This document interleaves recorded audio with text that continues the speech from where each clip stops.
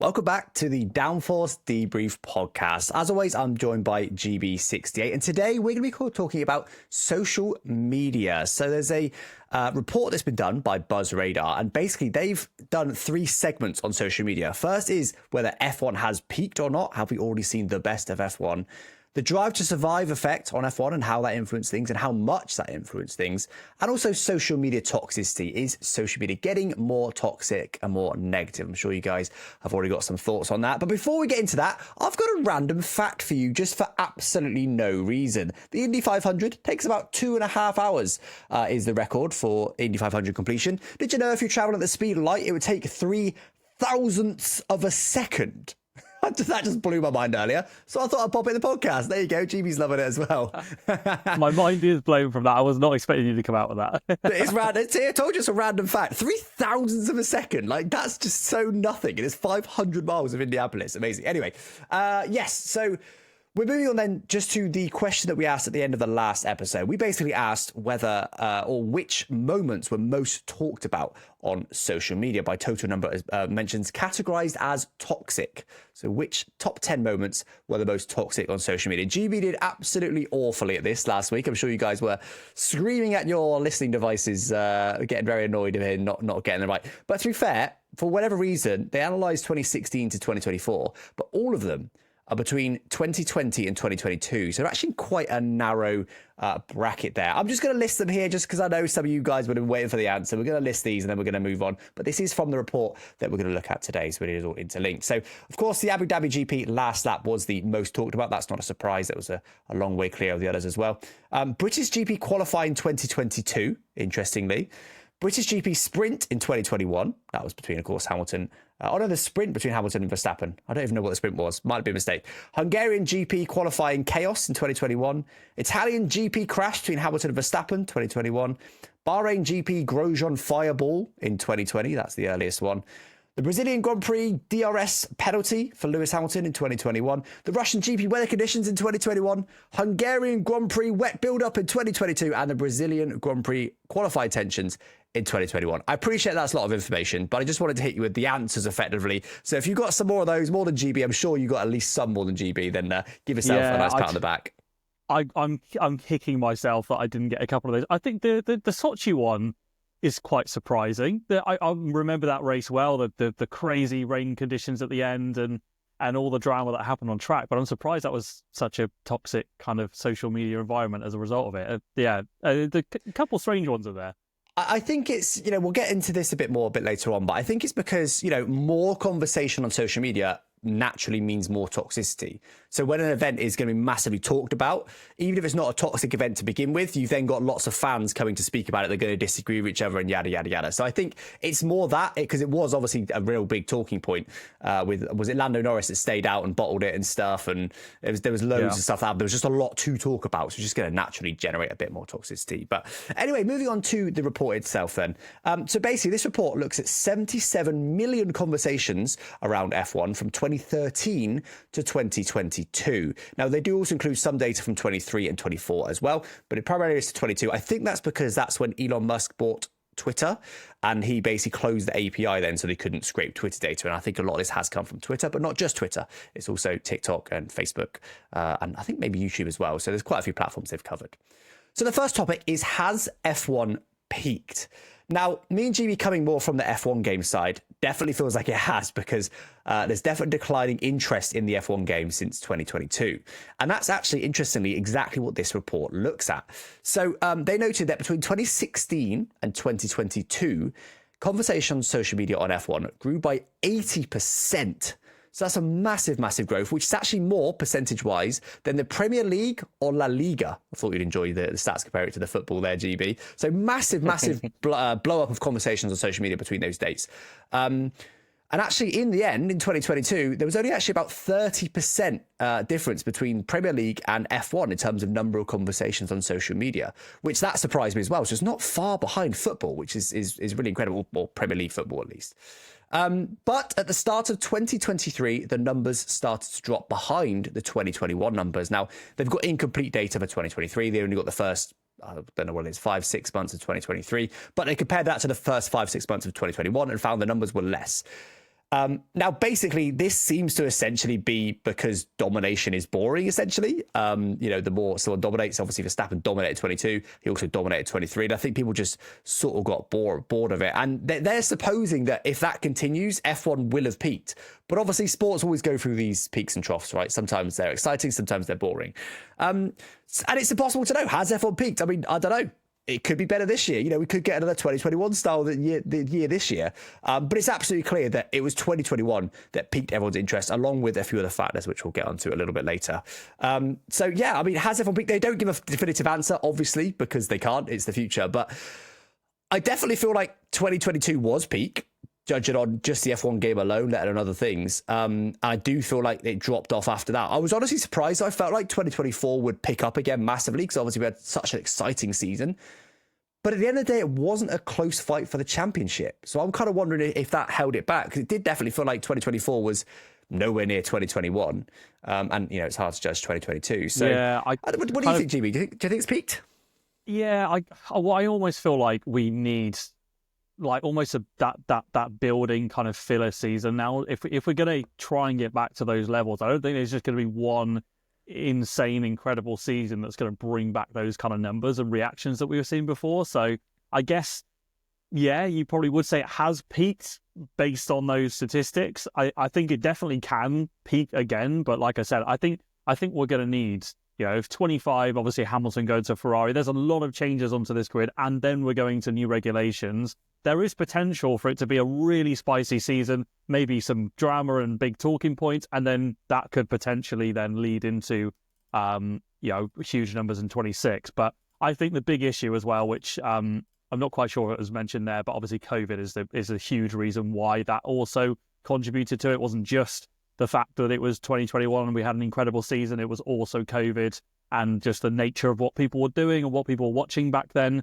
It actually doesn't surprise me massively that the rise, or you said the numbers were quite similar to Premier League and La Liga, because on the flip side with football, obviously you couldn't have fans go into the games, and on the football side, that's a really integral part. I know obviously we have fans at races, but it's just a slightly different dynamic on the F1 side. So it makes a lot of sense, but yeah, I think COVID was a big contributing factor as well. So that's why I feel like we'll need that kind of build season if we're going to get to that. I do agree, but I actually think, based on what we're going to talk about shortly in terms of how people got into F1, I think COVID is massively overstated in everyone's minds in terms of the amount of people that it brought into F1, because it wasn't just, everyone had more time. Sure, of course. It makes sense that something like gaming boomed, Twitch boomed, YouTube boomed, of course. But something like F1 booming, actually COVID reduced the number of races, of course. We had many less races in 2020. And I've got some numbers here on the number of F1 mentions versus the driver winning margin. So actually, 2016 was the peak until 2021. So that means 2020, despite being a COVID year, had less social media mentions than 2016. Not by much. It was sort of slowly declined after 2016 and then picked up again slightly for 2019 and 2020. But that's because of domination. 2016, we had a fantastic battle between Lewis Hamilton and Nico Rosberg. The winning margin was just a couple of points. Whereas after that, the winning margin was up to about 90 odd points. It was just really dominant. 2020 also really dominant. But then 2021, of course, happened, which was not dominant and also massively controversial. So that's always going to massively peak it up. But actually, according to this, the most mentions for F1 by year is actually 2022, not 2021. Oh, wow. And one of the reasons they've marked for that is because of new regulations, of course. We had a new generation of cars. I think also carrying over from 2021. Obviously, we've also got the Drive to Survive event. Again, we'll get into a bit more detail on this kind of thing more. But more to your point, GB, I don't think COVID is a massive influence on something like F1. It is a factor, I don't doubt, but I think it's a really minor one compared to all these other things I mentioned. Does that surprise you? No, well, look, that's fair enough. I don't know if you've got the data there, but it'd be quite interesting to also look at the dip following the 2016 peak compared with the dip following 22, right? Because I have. So it's just a vague graph, so I can't get exact numbers, but it's something like 10 million mentions in 2016. 9.5 in 2017. Then 2018 dropped off a bit more. 2018 went down to about 6 million, something like that. And then it started increasing then. And to be fair, 2020 was about 9 million again. So where we had 10 million in 2016. So not much. But then in 2021, we went to about 15 million, 18 million in 2022, but then dropped off in 2023, which has been pro-rated because, again, we don't have full data there, back down to below 2021 numbers, but still above all the others. So up to about, I don't know, 14 million or something. So a big drop, but in percentage terms, it's probably similar, I'd say. Well, that's, I mean, fine percentage terms, but what jumps out to me there is there's millions more still in the bad years following 22 than there were in that 3-year split you said from 17, 18, 19. So that's quite interesting. Maybe that shows that potentially whether it is COVID or whatever happened in 21 is retaining more talking points and more fan base. I mean, obviously 21 as well, we had 6-7 years of domination from one team before that, which obviously is going to naturally turn people off. Even the diehards are going to start to go, do you know what? No, it's not for me. But then seeing Max Verstappen genuinely fighting Hamilton, obviously they'd have been cheering for the underdog during that year. So I think that's always going to then bring back a load of fans that may have been slowly dropping off over the previous year. So it's not just new fans coming in due to COVID, Drive to Survive, whatever it may be. It's also older fans going, oh, okay, I've been bored of it for the last 6 years. Now suddenly it's good. So it's always going to massively drive back new fans. And then obviously, going to drop off again if it starts to be dominant. But okay. Anyway, so that was their first report, was has F1 peaked? But we're going to get into really what brought people into. Sorry, can I just interrupt? Yeah. Did you actually give your opinion there? Did you say whether you think? I want to know whether you think. No, I think the simple answer is no. Like it's not like we've had a reason that there'll be massively more people than there ever will be in 21 or 22. I definitely think that for the short term, it peaked in those years. I think 24 will be reasonably popular. I think if 25 is also as close as 24 was, especially if it's a whole season, because don't forget, we still had a dominant drivers champion last season. It was really close to the constructors, but most people care about drivers. So actually, that was a bit of a turn-off, unlike 2021. And then I think if we have a genuinely close year this year, that's close for the championship as well, I think that could bring it back. But it would just be dependent on controversy, I think. Controversy brings people in. So, no, I don't think it's peaked, but I definitely can definitely agree that it's declined since 2021, 22. And I just think we need that combination of factors again to get to those levels. The close season, maybe it does need a domination period. As I said, maybe it needs that domination period for suddenly an influx of fans to come rushing back for that 1 year to make our peak year. But yeah, anyway, moving on. We're now moving on. The next one is it's about Drive to Survive influence, but it's also about how people got into F1. So GB, the reason, I didn't let GB look at the notes this week because I've done the analysis on this report and I wanted to propose some questions to GB. So GB, if you had to guess, how would you say, what would you say is the biggest thing that got fans into F1? Now, bear in mind, this is according to social media. So they basically analysed social media and someone might have said, X got me into F1. So then that would be one tick for that thing. So they've analysed what people have said on social media, got them into F1. What do you think the top, whatever, the order of the top 3 or 4 is? As in like what platform? No, just what got them into it. Like what got you into F1? What got me into F1? We could answer that. We could say, for me, it was my family, really, and then Lewis Hamilton. Any factors like that. Obviously, Drive to Survive would be another one. Okay, yeah. That was my first impulsive answer was Netflix. Being one. What else? Netflix is Drive to Survive is 3rd. Wow. Yeah. Oh, okay. I was surprised at that too. So what do you think the top 2 might be? I mean, yeah. I've proven I'm rubbish at guessing this stuff. But, and I put you on the spot again. No prep time.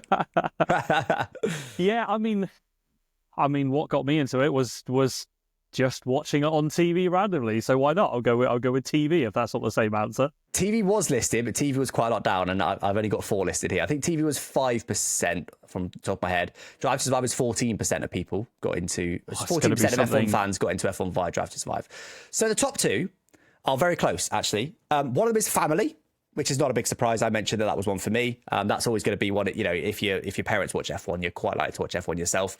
So that interesting. That's still such a big driver, though, in a modern social media digital age. It's still just your family recommended it. Yeah. But the top answer, so that was 21%. The top answer with 22% of F1 fans were asked how they got into F1. It's just social media. But they've particularly highlighted YouTube as a real big driving platform to how people get into F1. Now, this, to some extent, it surprised me that they highlighted YouTube as a real dominating factor. But you got to remember that F1 almost had a social media blackout in the Bernie Ecclestone years. And it was only really Liberty Media that really opened that up and started posting clips and memes and everything on social media. And that massively exploded their social media presence. So that's part of it. Also, obviously, people like, this podcast, like things like this, more people play the game. I've had people on my gaming content say, I was never really into F1 before I watched you, but I watched your stuff and I really enjoyed it. I'm sure you've got similar stories, GB, and now I'm into F1. It happens. And I guess now I've said that, it seems obvious, doesn't it? Of course, social media is such a huge thing in our day-to-day lives. Of course, social media is going to be a massive thing that gets people into it. So yeah, it goes social media, family, then a little bit behind Drive to Survive, and then the fourth one is video games. That's your 9%. So above TV is video games. That's wow. Not above TV. That is, I'm very shocked by that. That's you got to bear in mind this is an analysis of social media, of people on social media. So obviously, and it's also only from 2013 to 2022.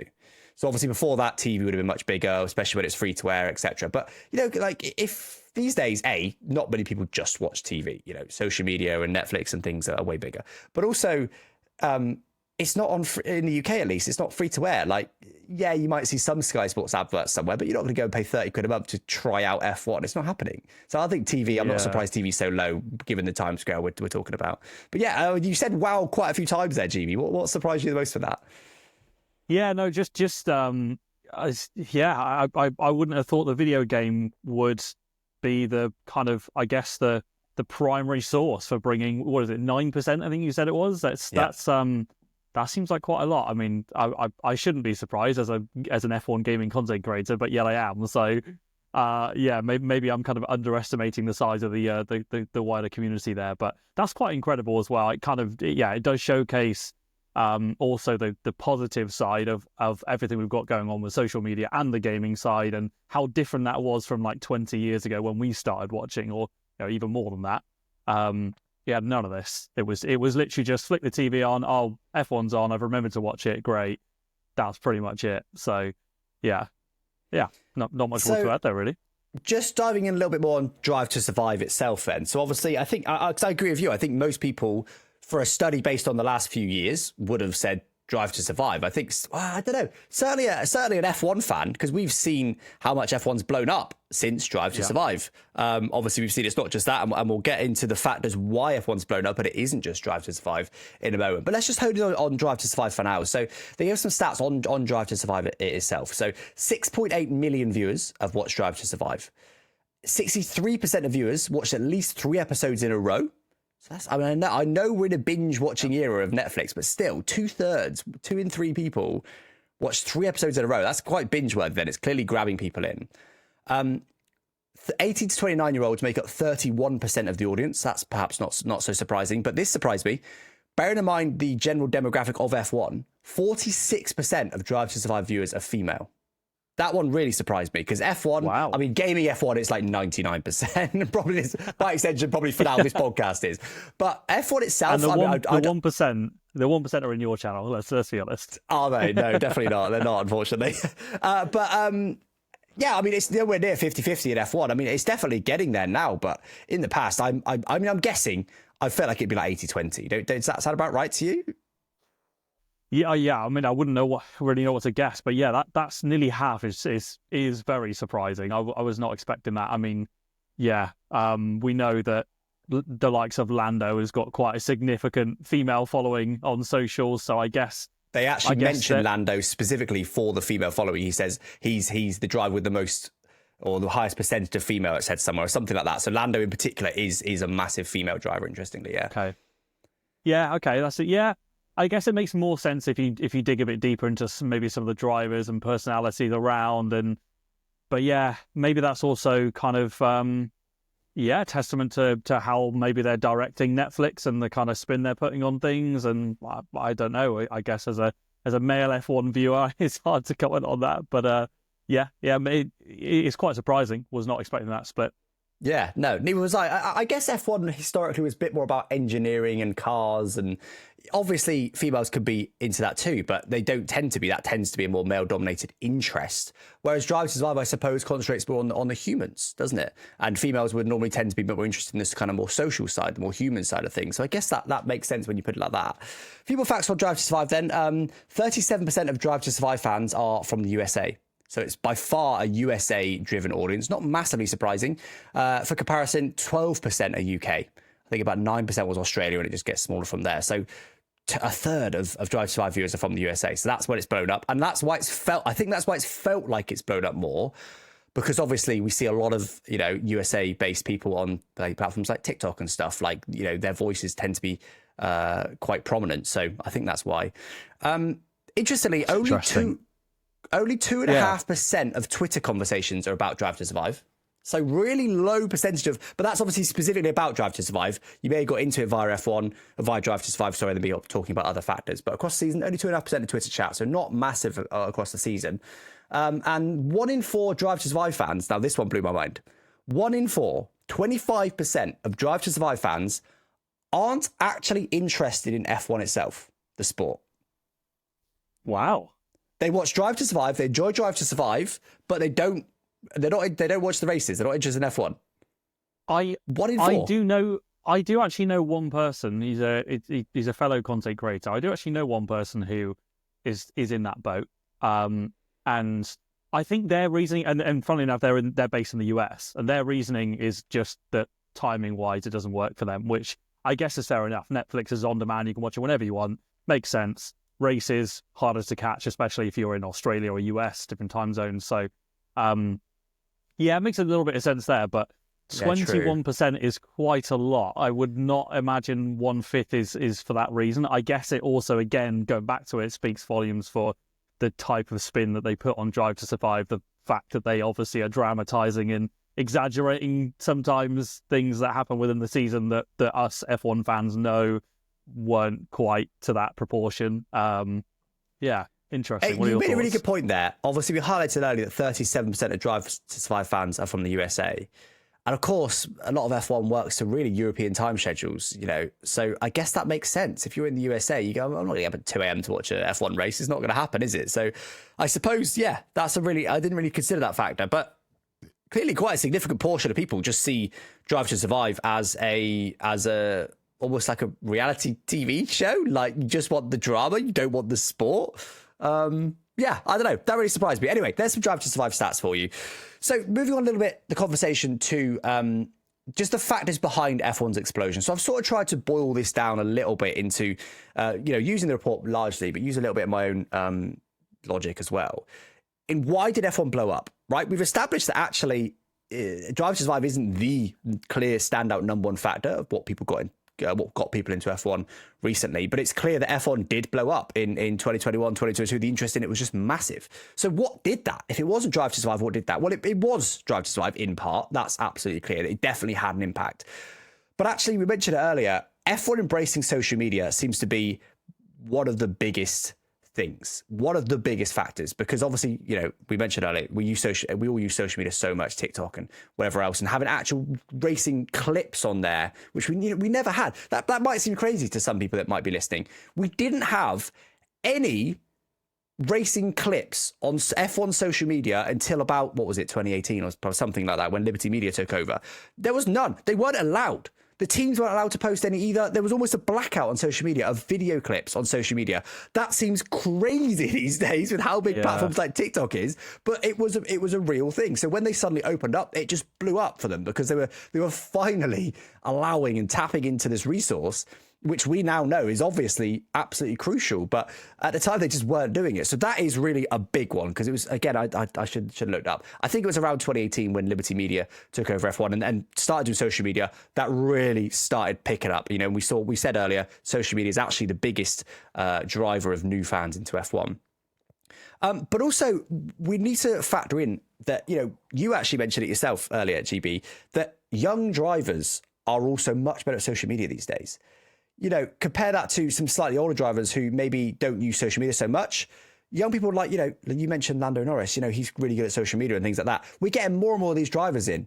And because they're young, they're a lot like the young people that are also on social media. They're also very good at social media, so they're using it, and it's just bringing more and more people in. That's obviously somewhat mixed in with social media, but the fact that the young drivers are also good at social media is also a massive driving factor. And again, that all feeds into the fact that they've embraced social media more. So really, social media is a big one. I do think COVID's a bit of a one as well. But yeah, Drive to Survive is in the mix as well.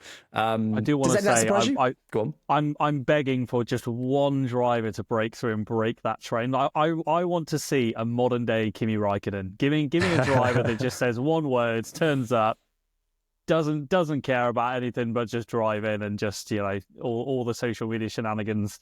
Yeah, you hit the nail on the head. That when you think about the young current crop of drivers versus when Hamilton and other drivers came through, it's a very, very different social media space. And even just the types of questions that are asked, the way journalists kind of dig into their private lives and things, which, okay, that would happen a little bit before, but much less so. I think before it is more about drama on track, and these days it's very much everything is almost journalists trying to break drivers and sports people in certain interviews. And yeah, you can see where that also stems a lot of toxicity and just a lot of interest, I guess, because we're finding out now. I mean, Lando Norris streams on Twitch TV. Like, when do we ever have that? You know, excellent example. Yeah, in fact, no, that you've absolutely hit the nail on the head there.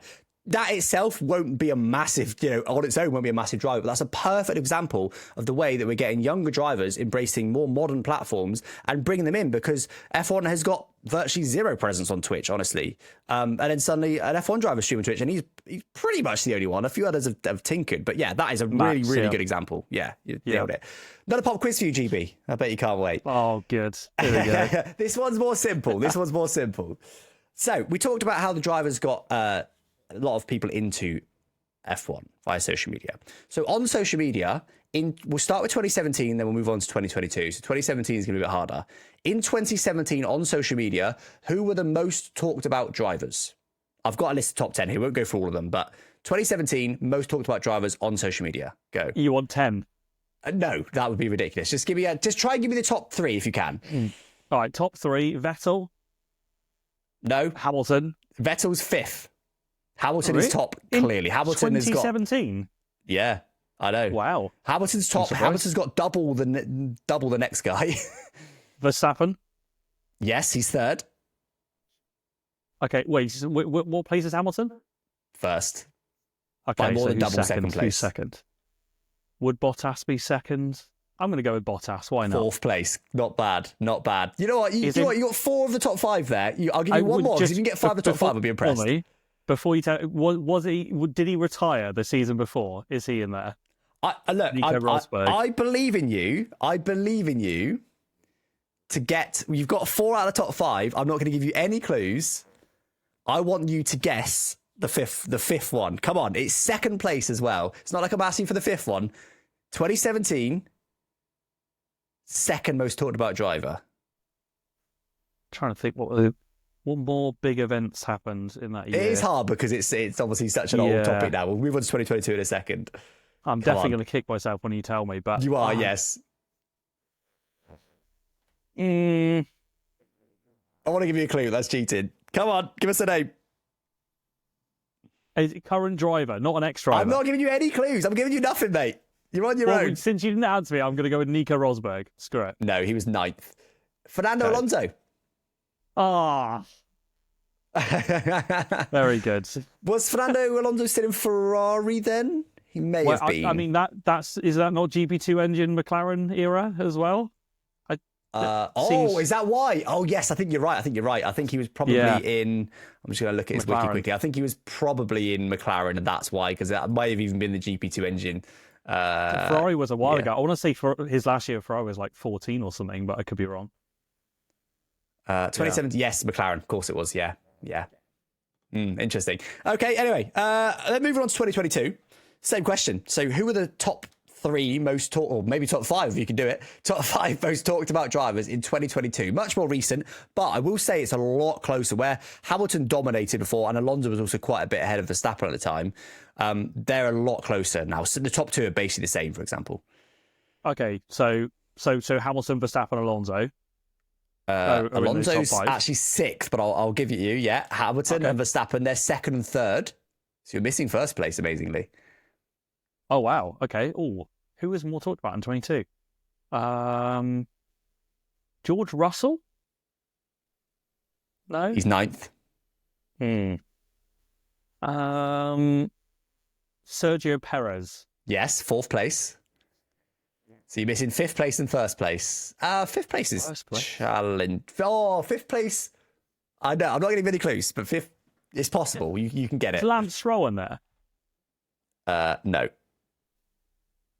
Go on then. Who are they? Come on, no. I want one more driver. You're missing 1st place, mate. You can't miss 1st place. I want one more driver. Think of the most popular drivers in 2022. Again, it's the same as the last episode. I'm trying to think of all the dramatic, all the dramatical things that happened, but I don't know. I'm just gonna guess Bottas. It's definitely not going to be him. No, it's not Bottas. It's Charles Leclerc. The most talked about driver in 2022 was Charles Leclerc. Was that his first season for Ferrari? I was just about to look exactly that up because if it's his first season for Ferrari, that would make some sense. Yeah, that would. Because he went 2019 he joined Ferrari. 2019? What? Yeah, he's been there for 6 years. That's mad. I think that's poor knowledge. That's ages ago. Wikipedia says curtailed title battle versus Verstappen. So I guess he must have been battling the title. That shows how bad our memory is. It's only 2 years ago. But I guess he must have been fighting a little bit with Verstappen that year. So, it's the start of the season, wasn't it? You remember they had the initial Bahrain opener where they would constantly switch back in each other and they were fighting hammer and tongue. Yeah, of course. Yeah. And okay, I don't know how many races it stayed close for, but I remember that season we were all like, "Oh my god, this is looking spicy," and then Max happened. Yeah, Max happened, Rebel happened. I'll give you one more chance with a guess before we move on from the GB pop quiz. 5th place, 2022, most talked about driver. You in particular should know this. It's a bit of a vague clue. That doesn't make it any. It's Sebastian Vettel. I think it was his last season at Aston Martin. Sebastian Vettel. Wow, of course. Pretty sure it was last season, wasn't it? So that's obviously it's Vettel as well. So he's always been quite talked about. So yeah. Anyway, so in 2017 it was Lewis Hamilton, clearly the most talked about driver. Fernando Alonso also quite a clear second. Then you had Verstappen and Bottas quite a way behind. I mean, to give you some numbers, Lewis Hamilton was it's given a number of 30%. I assume that means 30% of conversations were about Lewis Hamilton in 2017. Fernando Alonso was under 15%, and Verstappen and Bottas were about 8%. So massively geared towards Lewis Hamilton, of course. That's when Hamilton was dominating. Fast forward to 2022, and you've got Charles Leclerc and Lewis Hamilton level pegging on about 13% apiece. You've got Verstappen a little bit behind that on about 12%. Then you've got Perez on about 10%, Vettel on about 8%, something like that. And then you've got Alonso, Sainz, Gasly, Russell, Schumacher after that, Mick Schumacher. So, clearly it's about more drivers now, which I find interesting. Whereas I know 2017 was a dominant year, but still, the fact it was all about Hamilton. You know, I mean, Hamilton's teammate is in 4th place. So it wasn't just about Mercedes, it was Hamilton, the Hamilton show, and Alonso was 2nd. And then now it's very much, I mean, Leclerc, Hamilton, Verstappen in 2022, that's 3 different drivers from 3 different teams you've got in the top 3, all pretty damn close, really. Then you've got Vettel as well in there, who's in the Aston Martin in 5th place. So, it's because it's not only just then spread more among the drivers, but then, as we touched on earlier, there's a massive uplift in general of talking points. It's still, even these dips that we're talking about are millions more than they used to be in the past. So it's really interesting. I think I mean the quick fire answer to that is Drive to Survive. It surely has to be, where Drive to Survive mainly focuses. I'm pretty sure every driver gets their own kind of piece on there per season. Maybe that's why people are buying into more drivers. Can you think of anything else? I also think it goes back to the driver's skill with social media. I feel like Hamilton was one of the first drivers to not fully embrace, because people like Lando Norris embraced it way more than Hamilton. Yeah. But, you know, he was big on Instagram and stuff way back in the day. You know, we're talking 10 years ago plus. He was quite big on Instagram. Alonso was too, interestingly. I remember comparing, I think they had a few million followers each. I remember comparing them. So back then, really, I think it was more about them being individual driving factors. But I think you're right. Now it's more even. I think they're all good at social media. They've all got stuff going on, and also obviously, controversial incidents are a bit more evenly spread as well because it's not a dominant era. So I do love that, something really spicy happens on track and there's a bit of handbags and drama, but then the drivers now can just come on Twitter and just fire a little angry tweet at each other, or like the Oscar Piastri with Alpine incident that happened. We wouldn't have got that if it was the previous generation of drivers. And while there are definitely cons of this kind of new era, I suppose, of drivers and Formula One, I love that. I love that we can kind of get this extra insight of their genuine opinions, no PR trained things going on, just that is their thoughts posted online. And yeah, it's not though, is it? Like, drivers are still media trained to the absolute max. Do you know what I mean? But it would be so much worse if they were. Look at something like NASCAR. Like, they fight each other all the time and stuff like that. Whereas F1 drivers are more reserved compared to certainly the average person. But even in fairness, Max did try and fight Ocon at Brazil, so True. Max is breaking the trend there. Max definitely does break the trend. Max, I'd say, is more outspoken than most of the drivers. But in general, they're fairly reserved because they're so media trained. Yes, absolutely. But there is definitely an element where, as I was saying, for example, Oscar Piastri, that there was nothing media trained about his. Okay, he gave quite a lengthy spiel about without my permission, Alpine have announced this. Fine, whether it's the way it's worded, but still, he came out and said that himself. Those are his own words, and I like that. Fine, I absolutely, they are more media trained. They have to be because that's what they're doing 24/7 now.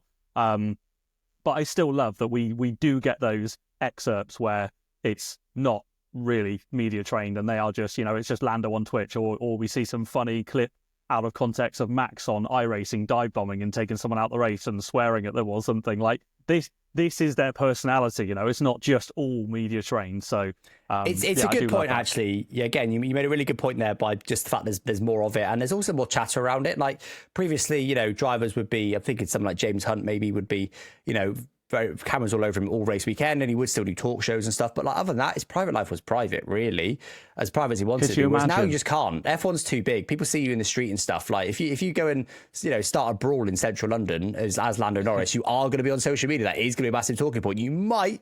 Not likely, but you might have got away with that a bit more back in the day. So, yeah, I think everyone just talks about things more now, don't they, with social media? Makes me wonder how many brawls in central London James Hunt and those guys got up to that didn't get covered. There was definitely some. There was surely some. Like, those guys were real raw. So moving on then to the third segment of this report, which is about F1 or social media toxicity surrounding F1. So I think we've probably all got an opinion of this, and I suspect pretty much all of us think F1 is more toxic these days, and it's getting more toxic, and it's getting worse and worse and worse. So this report shows that there definitely has been more negative words used in 2023 compared to 2022. We're talking words like disappointed and boring were used way more, while words like fun and great were used way less. So definitely there is a trend there in the more boring years to be more negative about F1. Whereas in something, like 2022, 2022 was dominant as well, but it hadn't really set in yet. And then 2021 as well was just, dramatic. People having debates rather than necessarily being negative about the sport. So that is definitely a fact. The wording has got a little bit more negative, or the words used have become a bit more negative. But what it basically shows is that fans are massively more passionate about the sport now. So where previously, they've got some data here from 2016, for example, where 70% of people were neutral, or 70% of conversations or posts or mentions were neutral. So massive margin, 23% were positive, only 8% were negative. Fast forward to 2024, so this is the most recent data we've got, only 40% are neutral now, so that's a decrease to about 30%.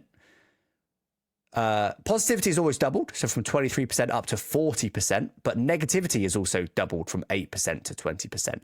So that really is just everyone being more passionate. There's more passion involved. People aren't so passive anymore. They're thinking, I'm a casual F1 fan, this is what I think, but whatever, I'm neutral. It's now like, no, I love this or I hate this. And that is just social media in a nutshell, isn't it? Like, passion sells is not really the right word for social media, but, drama gets the engagement going and it gets the post going. Passion has massively increased in F1. since 2016, which is the earliest data we've got from this report. So yes, F1 is in theory more negative now, but it's also more positive. It's just more passionate now.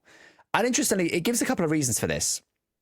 First of all, the algorithms. We all know algorithms push more toxicity. I don't know why they do it. Clearly, it worked for them. Clearly, their numbers are better if people are arguing with each other than if they're having a scroll and having a laugh.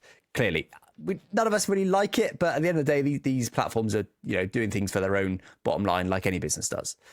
So yes, algorithms are factoring, because bear in mind, this report looks at all posts. It doesn't look at what's in your feed.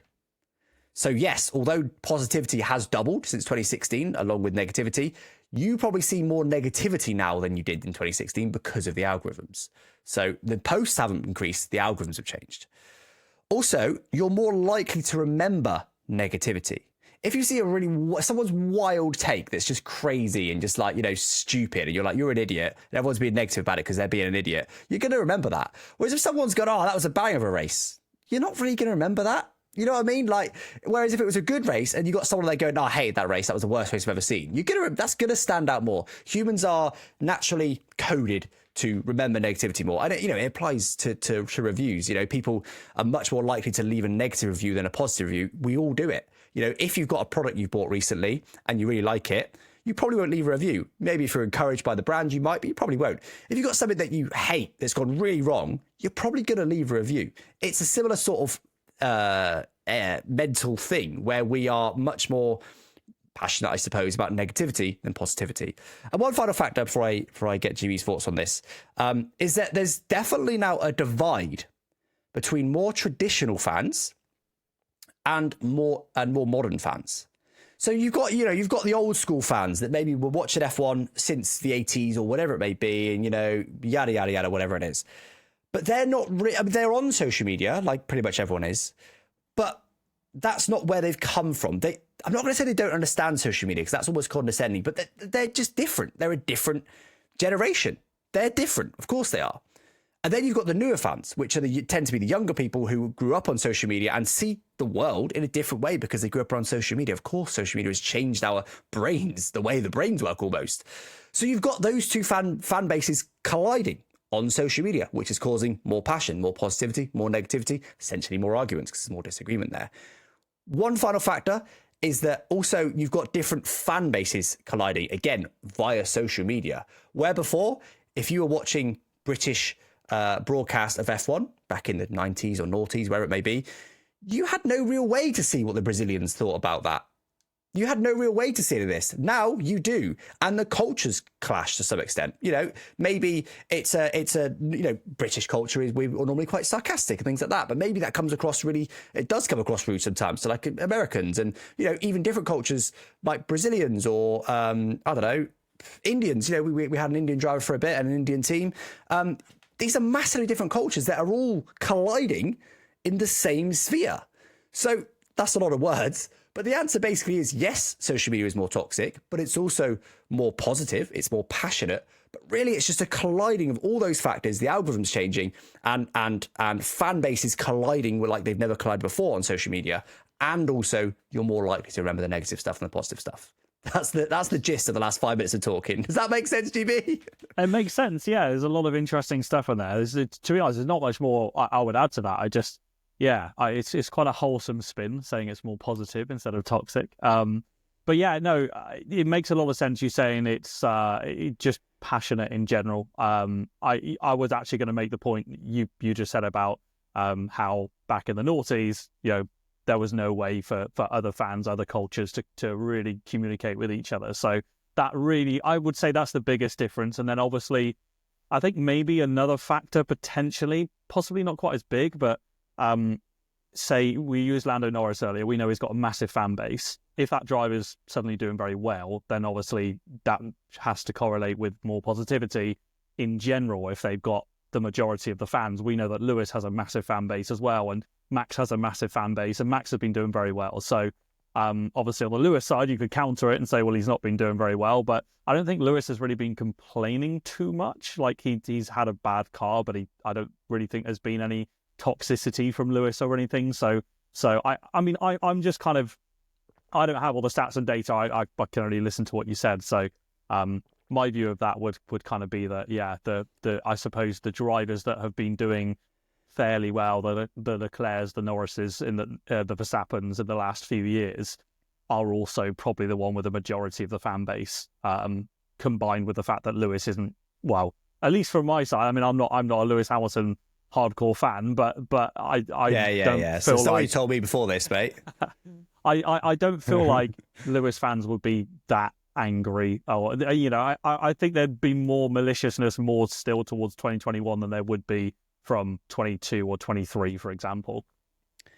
I think that to some extent almost misses the I almost feel like you're saying that you don't see Lewis Hamilton fans being as toxic or as passionate as other fans, but like obviously other fans cause that. If you look at 2021, right, where Hamilton and Verstappen were having a massive battle, even if it, I don't necessarily think it's the case, but even if it was Verstappen, because we know he's a bit more outspoken, has a more passionate fan base, so that's also more toxic, but also a more positive fan base. When those two drivers collide, especially because they're such huge fan bases, Verstappen fans could come at Hamilton fans with that passion. Obviously, the Hamilton fans, and then they're going to naturally respond with passion. So I don't think there's a case of any individual fan base is worse than others. I do think the drivers are role models, and I think Max isn't always the best role model. Yeah, but I also don't think he's that bad. I think I just think they're going to naturally collide. Oh, well, obviously using the example of them crashing, fine, that all goes out the window in that case. But I mean more of like, just trying to skim over the last kind of few years since Abu Dhabi, since 2021. I don't think there were too many incidents with too many negative incidents with drivers that had massive fan bases. Basically, is my kind of uneducated opinion on that. Is that from what I saw, that the Norrises, the Leclercs, the Verstappens have generally been on the rise, and probably that keeps their fan base fairly happy. But otherwise, yeah, there's some really interesting points you made. Yeah, I to me, I've really enjoyed reading this report. Actually, I read pretty much the entire report. Each section we went through today was like 26 pages, so I read quite a bit, and I just really enjoyed it. I think fair play to. Have we even mentioned who the report's by? It's by BuzzRadar. Sorry if we didn't mention that at the beginning, but this BuzzRadar report, props to them for doing this because it's been really interesting. Obviously, it's important to add the caveat. It may be biased. I don't know how fair their data analysis was. They do seem to be, at a glance, a good organization that I believe would do things as fairly as they can, but obviously you never know. I'm sure another company could look at the same data and come out with a different conclusion. It's important to say that, but there's definitely been a few real eye-opening things here, and there's definitely been a few surprises, and a lot of it just makes sense. I think neither me or GB had much to say on what I just talked about with toxicity, because it's quite factual.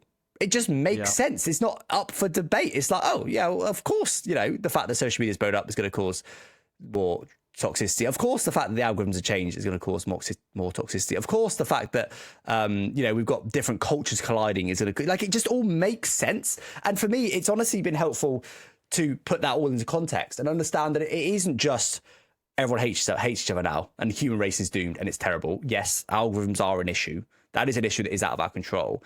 But it's not that. It's just naturally us colliding on social media is a very natural thing. And particularly, if you've got, interestingly, this report highlighted, and I hope there was no racial undertones to this, but they highlighted Franco Colapinto in particular as having a very passionate fan base because of where he's from. Is he Argentinian? If I remembered that right. Yeah.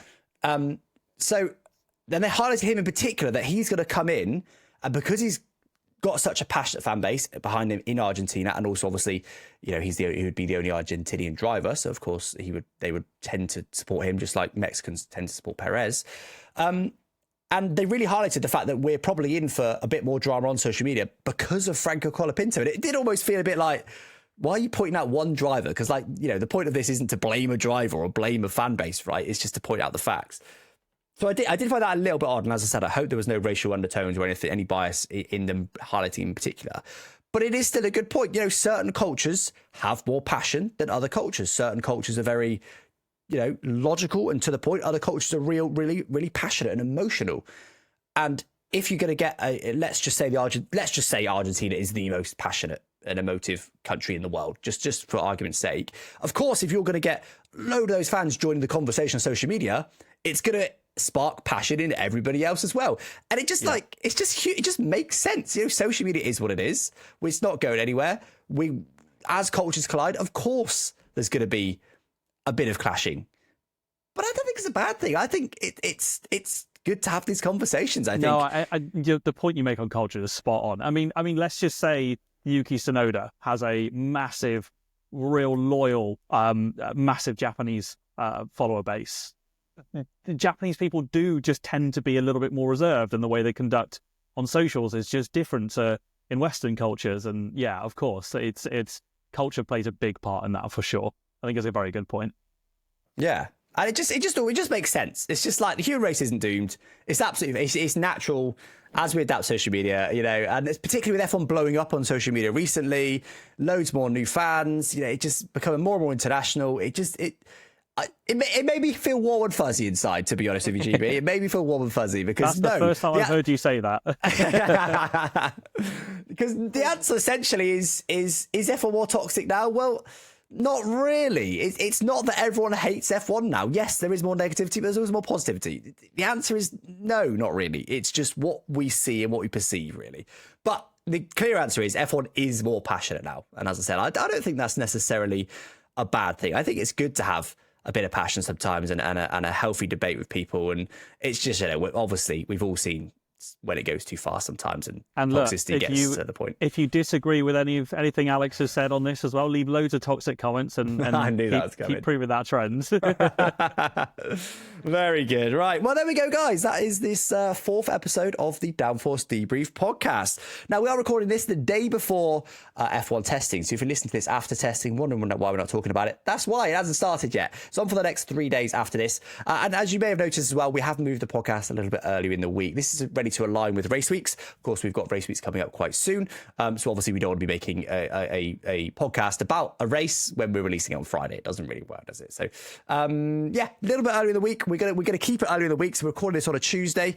And for in the future, we're going to try to record them on Mondays. Hopefully, we'll have them out on Mondays as well. So it's been a bit of a shift there. But yeah, next week's going to be about pre-season testing primarily, obviously. So do keep your eye on that and have your own thoughts and opinions ready to think along with us. I was going to say debate along with us, but that might be quite difficult in a one-way platform. And then, of course, after that, we're into the first race week. We're quite quickly ramping up the topics here. The start of the first race week, that is. Then after that, of course, we'll be actually talking about the race itself. So lots and lots to talk about. Very excited. I've been enjoying it, as always, these podcasts. But thank you guys for joining us. Don't forget to follow on whatever platform you prefer. And we will catch you next time when we're talking all about F1 testing. And if it means anything, spoilers, it doesn't.